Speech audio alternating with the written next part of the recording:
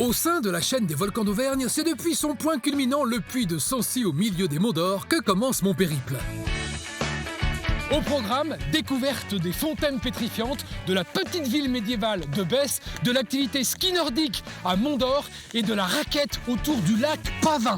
Et donc, première étape, Besse, 1500 habitants, connue pour sa belle architecture en pierre volcanique noire, dite pierre de Volvic.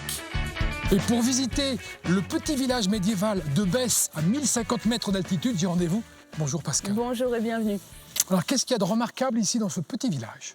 Une ambiance de village de montagne et en même temps une architecture particulièrement travaillée qui nous vient du Moyen-Âge et surtout de la Renaissance. On va commencer par le beffroi. Quelle époque ? Du XVe siècle.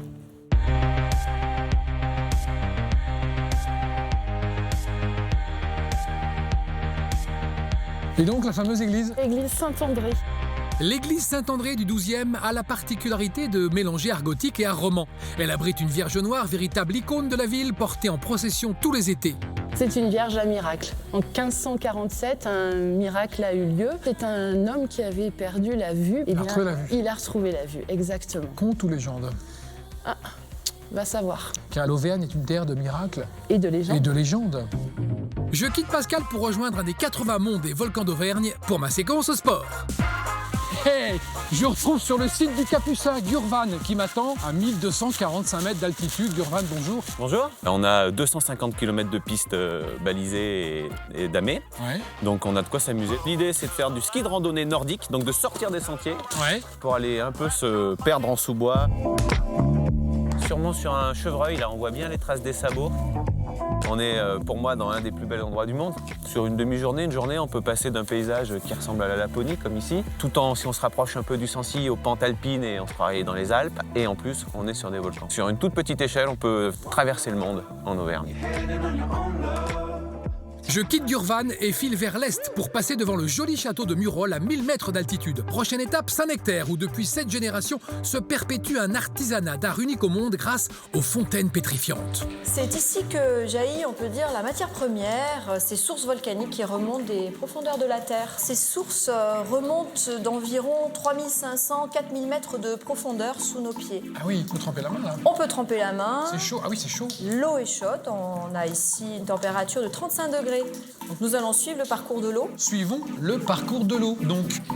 Le calcaire de cette eau volcanique si particulière est canalisé pour s'écouler sur une drôle d'échelle de 14 mètres de haut. On est dans la fontaine pétrifiante, l'échelle de pétrification, où l'on dispose tous les moulages pour rester ici pendant 1 an, sous l'eau, qui se dégaze et qui dépose son calcaire à l'intérieur des moulages. Et c'est ainsi que la centaine de moules sur lesquels se sont agglutinés les sels minéraux donneront naissance en atelier à de magnifiques œuvres d'art dont l'aspect rappelle étrangement l'ivoire le plus pur. Bref, un savoir-faire exceptionnel.